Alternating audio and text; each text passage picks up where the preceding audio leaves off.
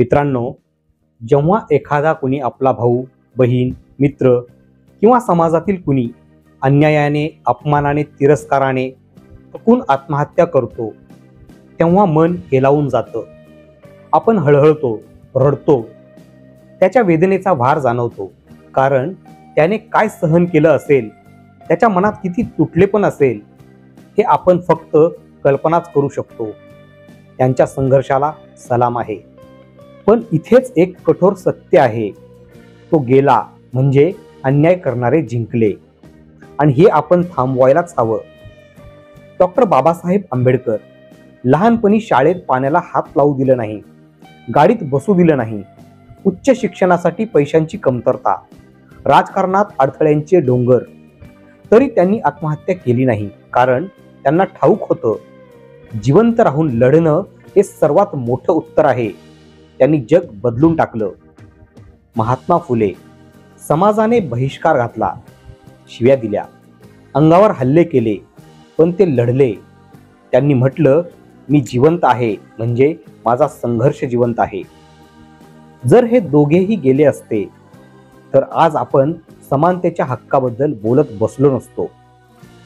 आज हे बोलावं लागतंय कारण धडक 2 यासारख्या चित्रपटांवर चर्चा होत आहे.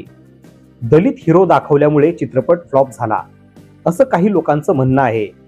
पण खरी गोष्ट वेगळी आहे. 2 तास नाट्यमय कथा, शेवटी नायक आत्महत्या करतो.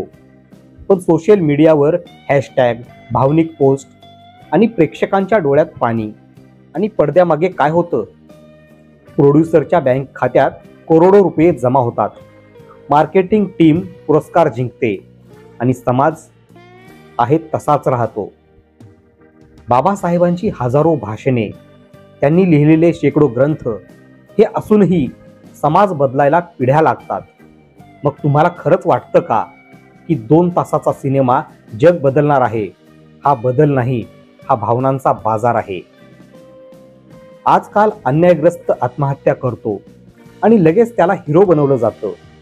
पोस्टर, गाणी, श्रद्धांजली. पण यामागे एक विषारी संदेश लपलेला असतो. लढून काही होत नाही, मरणं म्हणजे आदर मिळवणं. हा विचार समाजाला कमकुवत करतो. फुलन देवीने अन्याय सहन केला, पण तिनं बंदूक उचलली. ती तुरुंगात गेली, पण आत्महत्या केली नाही.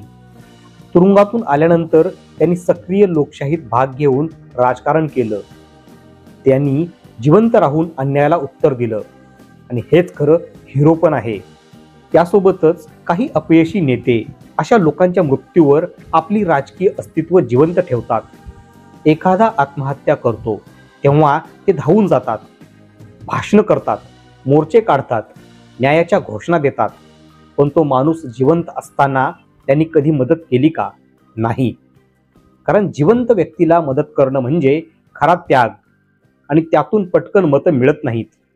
मृत्यू मात्र भावनिक लाट निर्माण करतो, आणि ती लाट त्यांच्या बोटीतून मतं आणते. खरी सहानुभूती म्हणजे मरणानंतर फुलं चढवणं नाही. खरी सहानुभूती म्हणजे माणूस, कार्यकर्ता जिवंत असताना त्याच्या लढ्याला साथ देणं, त्याच्या पाठीशी उभं राहणं. तुमचं जगणं हेच तुमचं शस्त्र आहे. अन्याय करणाऱ्याला हरवायचं असेल तर जिवंत राहून लढा.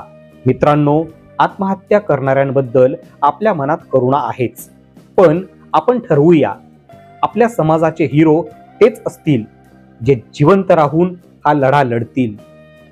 भावनांच्या लाटेत वाहून जाऊन सिनेमांचं, मार्केटिंगचं आणि राजकारणाचं शिकार होऊ नका. आधीच समजून घ्या, पडद्यावरचा संघर्ष आणि खऱ्या जीवनाचा संघर्ष हा वेगळा असतो. हिरो तो नाही जो मरतो, हिरो तो आहे जो जगतो आणि लढतो. तुम्हाला तुमच्या आयुष्यातील प्रत्येक संघर्ष करायला बळ मिळो ही सदिच्छा. मित्रांनो, तुम्हाला हा व्हिडिओ आवडला असेल तर नक्की शेअर करा, आणि या व्हिडिओच्या माध्यमातून एखादी जरी आपण आत्महत्या वाचवू शकलो तर ते खरं यश असेल. धन्यवाद. Thanks for your time.